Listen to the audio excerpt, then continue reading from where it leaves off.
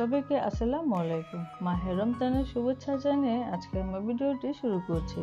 আমি আজকে রেস্টুরেন্ট স্টাইলে পারফেক্ট ফ্রেঞ্চ ফ্রাই রেসিপিটি আপনাদের সাথে শেয়ার করব এবং এই ফ্রেঞ্চ ফ্রাই কিভাবে দীর্ঘদিন পর্যন্ত সংরক্ষণ করতে পারবেন সেই পদ্ধতিও আপনাদের সাথে শেয়ার করব। আশা করছি আজকের এই ভিডিওটি আপনাদের কাছে ভালো লাগবে। ভালো লাগলে চ্যানেলটিতে সাবস্ক্রাইব করে দেবেন এবং ভিডিওটি অবশ্যই শেয়ার করে দেবেন। চলে যাচ্ছি আমি পুরো রেসিপিতে। আজকে আমার ফ্রেঞ্চ ফ্রাই তৈরির মূল উপকরণই হচ্ছে আলু, আর সেই আলুটাকে আপনাকে খুবই ভালো করে বাছাই করে নিতে হবে। আমি একটু কাছ থেকে আলুটা দেখিয়ে দিচ্ছি আলুটা কেমন হওয়া উচিত। আলুগুলো এরকম উপরে স্কিনটা খসখসে থাকবে আর উপরে স্কিনটা এরকম পাতলা থাকবে, কিছুটা এবড়ে থেবড়ে বা স্কিন কিছুটা উঠানো, এই ধরনের আলুগুলোই কিন্তু আপনাকে চুজ করে নিতে হবে। আর এই ধরনের আলুগুলোতে কষের পরিমাণটা খুবই কম থাকে, যেটা ফ্রেঞ্চ ফ্রাই ভাজলে খুবই ভালো হয়। তো আলুগুলোকে আমি ছিলে তারপরে ধুয়ে নিয়ে এসেছি। এখন আলুগুলোকে আমি পিস পিস করে নিচ্ছি। আর এই ধরনের আলুগুলো সহজে লালচে হয়ে যায় না, ভাজার অনেকটা সময় পাওয়া যায়, সেই ক্ষেত্রে আলুগুলো কিন্তু খুবই মুচমুচে হয়। এখন আমি আলু কেটে নিচ্ছি।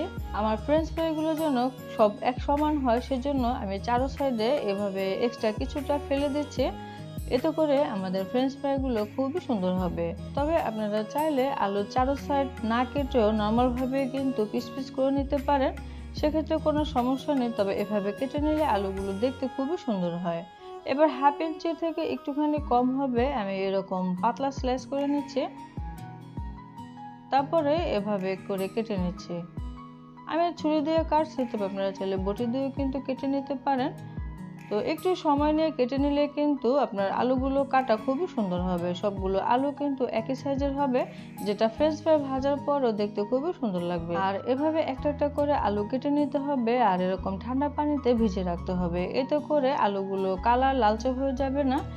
সবগুলো আলু আমি একইভাবে কেটে নিয়েছি। এখন পানি বদলে বদলে আলুটাকে খুবই ভালো করে ধুয়ে নিতে হবে।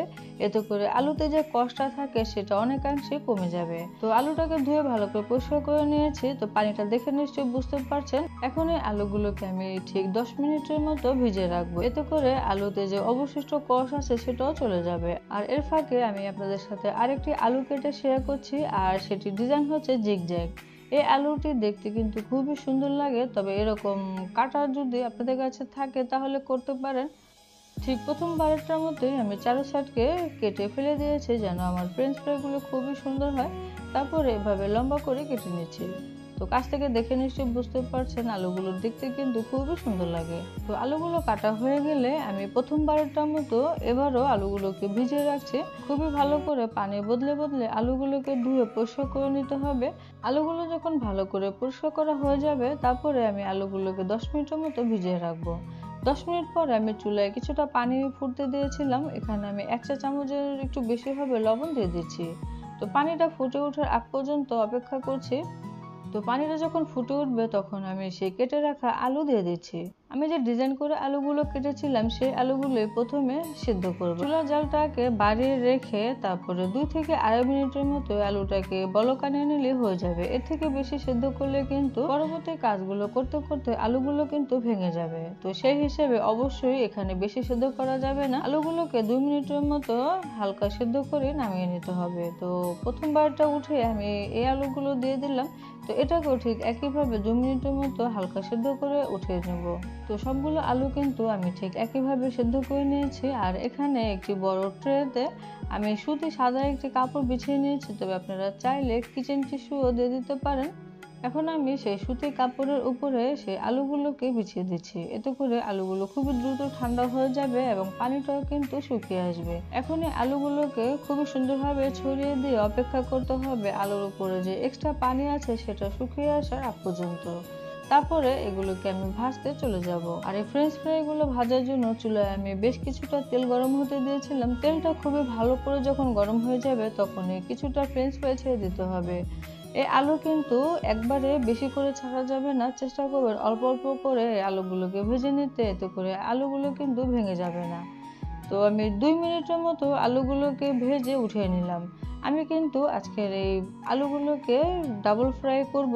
আপনার রেস্টুরেন্ট স্টাইলে ফ্রেঞ্চ ফ্রাই খেতে চাইলে অবশ্যই ডাবল ফ্রাই করতে হবে। তো দ্বিতীয় ব্যাচটা আমি ঠিক একইভাবে ভেজে নিচ্ছি। আলুগুলো কিন্তু কালার হবে না, এরকম হালকা ভেজে কিন্তু আপনাকে নামিয়ে নিতে হবে।